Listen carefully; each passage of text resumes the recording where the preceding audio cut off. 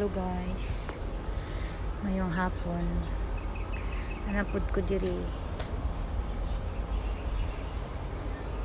Pero nakapark akong sakyanan. Bawal pag mi diri sa clinic sa San Miguel kay ako ang ipa-check up si Papa sa iyang gibati nga arthritis. Tara gahulat sa gawas. Kay dili gusto mo sulod kay aircon bugnaw. Bugnaw daw kaayo.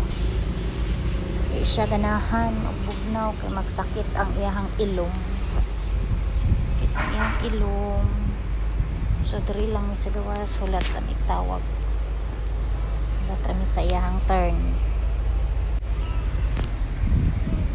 Pero akong sakyanan nakapark. Umalam to guys. Mayang hapon. Happy watching.